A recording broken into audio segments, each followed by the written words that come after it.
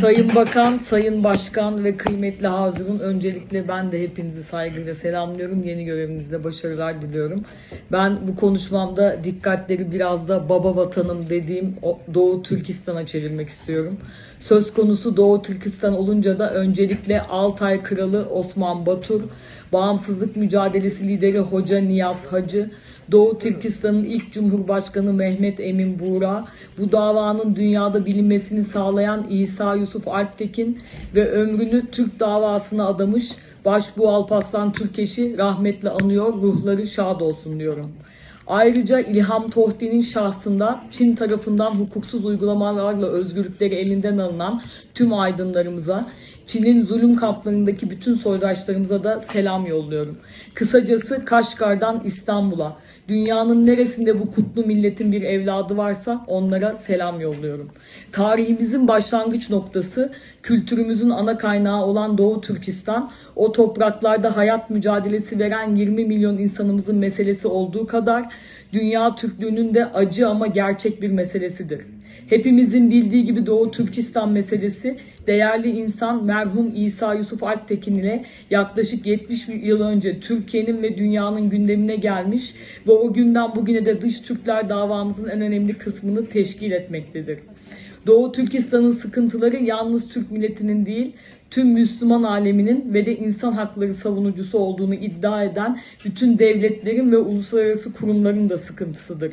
Dolayısıyla bu davaya kayıtsız kalmak yalnız milliyetimize, vicdanımıza karşı bir sorumluluk değil, aynı zamanda insanlık alemine karşı da ayrı bir vebaldir.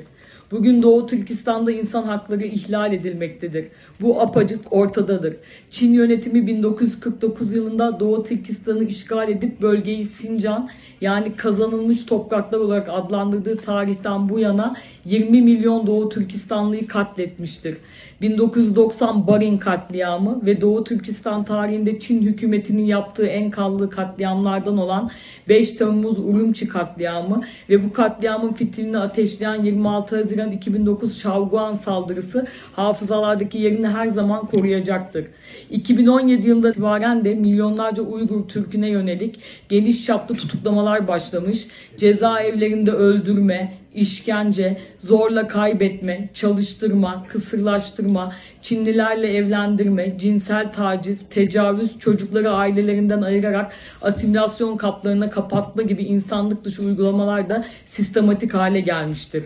Ayrıca aydınlar, bilim insanları, öğretmenler, doktorlar, yazarlar, din insanları, sanatçılar, sporcular, iş insanları, esnaf ve toplum önderleri toplama kaplarına kapatılarak uzun yıllar, hatta ömür boyu hapis cezalarına çarptırılmıştır.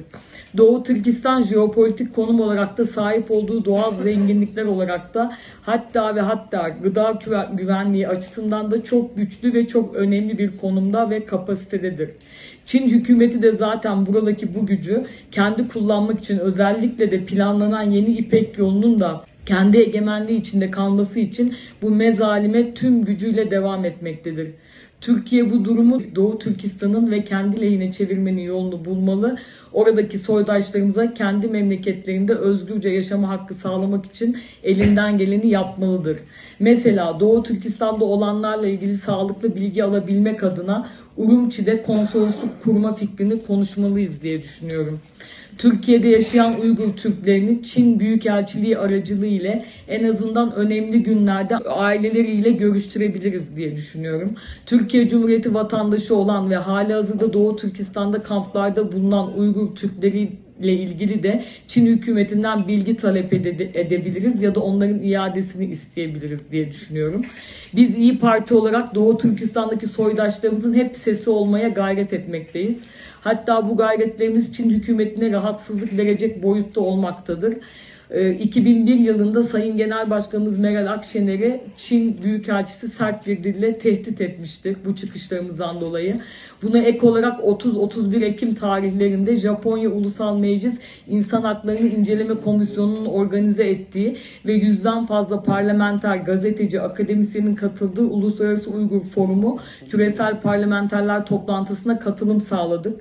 Bu toplantıdan ama daha da önemlisi katılan milletvekillerinin yaptığı açıklamalardan Çin hükümeti yine rahatsız oldu. Rahatsız olduğunu da şöyle anlamaktayız. Çin'in Dışişleri Sözcüsü 8 Kasım'da bunu dile getirdi. Bunları şunun için anlatıyorum. Gerçekten Türkiye'nin yaptığı her şeyin Çin'in üzerindeki etkisi çok önemli ve ses götürüyor. Son olarak şunu vurgulamak istiyorum. Uygur Türklerinin asıl sesine kulak verdikleri tek ülke Türkiye ve Türk halkıdır. Biz de bu bilinçli ve sorumlulukla soydaşlarımıza el vermeliyiz diyorum. Bizim sahiplenmediğimiz Doğu Türkistan'da kimsenin sahiplenme ihtimali olmadığını düşünüyor. Saygılarımı sunuyorum.